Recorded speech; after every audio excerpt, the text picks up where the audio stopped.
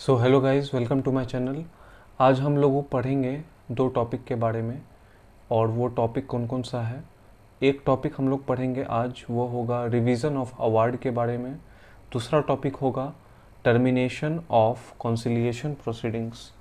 दूसरा टॉपिक होगा termination of conciliation proceedings. सो मैंने बताया आज हम लोग दो टॉपिक पढ़ेंगे। पहला होगा रिवीजन ऑफ एन अवार्ड। और रिवीजन ऑफ एन अवार्ड ये किस सेक्शन में दिया है? तो ये दिया है सेक्शन 34 में, section 34 of arbitration and conciliation act में। ठीक है।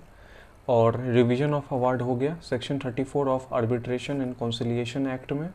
और टर्मिनेशन ऑफ कॉन्सिलिएशन प्रोसीडिंग्स दिया हुआ है सेक्शन 76 में of arbitration and conciliation act. तो अब हम लोग पढ़ते हैं इन सब के बारे में, रिवीजन ऑफ अवार्ड के बारे में और टर्मिनेशन ऑफ कॉन्सिलिएशन प्रोसीडिंग्स के बारे में। पहला हम लोग पढ़ते हैं रिवीजन ऑफ अवार्ड के बारे में कि यह कब होता है। तो रिवीजन ऑफ अवार्ड जो है, जब क्लेरिकल और टिपोग्राफिकल एरर्स, जब क्लेरिकल या टिपोग्राफिकल एरर्स होता है तब जो है रिवीजन ऑफ अवार्ड्स होता है।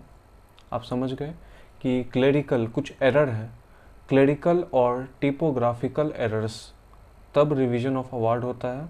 दूसरा, ओमिटेड क्लेम्स, कुछ क्लेम्स को जो है ओमिट कर दिया गया था, वहाँ पे भी रिवीजन ऑफ अवार्ड होगा।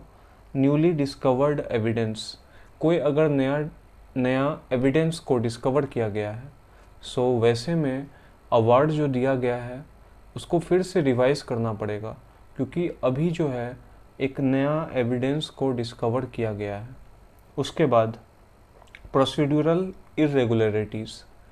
ठीक है, प्रोसीड्यूरल इरेगुलरिटीज़, ये जो आर्बिट्रेटर है या कोई भी कॉन्सिलिएटर है या जो भी है third party, neutral third party है, वो जो है अच्छे से काम नहीं किया है, वो प्रोसीड्यूर फॉलो नहीं हुआ है और प्रोसीड्यूरल इरेगुलरिटीज़ हुआ है। जब प्रोसीड्यूरल इरेगुलरिटीज़ हो रहा है वहाँ पे रिवीजन ऑफ अवार्ड का ज़रूरी है, वो होगा। ठीक है, अब हम लोग नेक्स्ट टॉपिक पढ़ते हैं। पहला बात यह है कि मैं यहाँ रिवीजन ऑफ अवार्ड को बड़े शॉर्ट में बताया हूँ, इसको मैं ब्रीफली फिर से बताऊँगा। बट हम लोग अभी नेक्स्ट टॉपिक की तरफ चलते हैं, जो कि है टर्मिनेशन ऑफ कॉन्सिलिएशन प्रोसीडिंग्स, जो कि मैंने बताया दिया हुआ है सेक्शन 76 में। अब इसके बारे में पढ़ते हैं। पहले definition, if mutually agreeable resolution is unlikely or the parties agree to discontinue the conciliation is terminated by commission. The parties' active participation in the conciliation proceeding is essential. अगर म्यूचुअली एग्रीएबल रिजोल्यूशन नहीं हो सकता है, वो unlikely है और parties जो है वो एग्री कर रहा है कि वो अब कॉन्सिलिएशन प्रोसीडिंग्स को आगे बढ़ाना नहीं चाहता है, डिसकंटिन्यू करना चाहता है, the conciliation is terminated by the commission. यहाँ पे क्या होगा? यहाँ पे क्या होगा अगर जो है पार्टीज़ जो है, पहला बात है कि वो म्यूचुअली एग्री नहीं कर रहा है, म्यूचुअली एग्रीएबल रिजोल्यूशन अनलाइकली है, वो नहीं हो सकता है। और पार्टीज़ एग्री भी कर रहा है, तो किस चीज़ के लिए? वो एग्री कर रहा है कि वो लोग कॉन्सिलिएशन प्रोसीडिंग्स को डिसकंटिन्यू कर देगा और आगे नहीं बढ़ाएगा। तो ऐसा में क्या होता है, कॉन्सिलिएशन जो होता है वो टर्मिनेट हो जाता है by the commission. The parties active participation in the conciliation proceeding is essential. यहाँ पे क्या है कि पार्टीज़ का एक्टिव पार्टिसिपेशन कॉन्सिलिएशन प्रोसीडिंग्स में बहुत ज़रूरी है। अगर एक्टिव पार्टिसिपेशन नहीं होगा तब वो कमीशन जो है वो टर्मिनेट कर देगा कॉन्सिलिएशन प्रोसीडिंग्स को। अब हम लोग पढ़ते हैं 76, जो कि बताता है हम लोग को section 76 about the termination of conciliation proceedings, कि टर्मिनेशन ऑफ कॉन्सिलिएशन प्रोसीडिंग्स क्या होता है। ठीक है, तो पहला पॉइंट हम लोग देखते हैं कि conciliation proceedings shall be terminated by signing of the settlement agreement by the parties on the date of the agreement.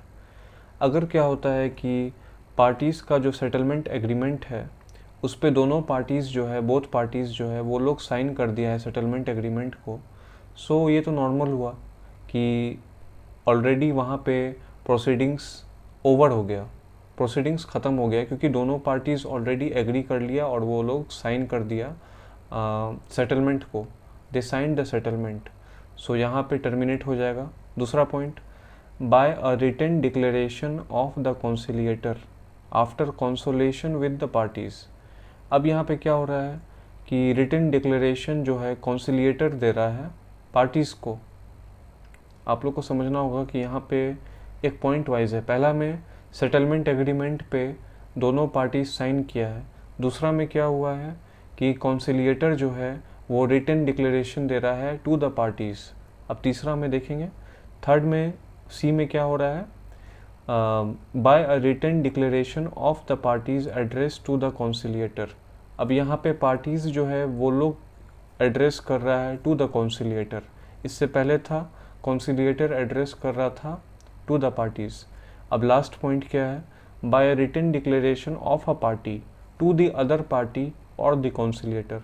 अब यहाँ पे क्या हो रहा है कि एक पार्टी जो है वो जो है डिक्लेरेशन दे रहा है दूसरे पार्टी को, या सीधा दे रहा है वो डिक्लेरेशन कॉन्सिलिएटर को।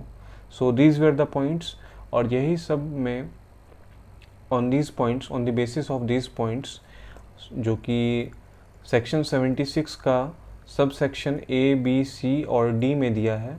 सो यहाँ पे इसी हिसाब से जो है टर्मिनेशन ऑफ कॉन्सिलिएशन प्रोसीडिंग्स होता है। ठीक है, so that's it for today, और I hope you guys enjoyed this video. So please do like, share and subscribe my channel. Thank you. I hope you guys enjoyed this video. Thank you. I will bring more topics on alternative dispute resolution. So okay guys, bye.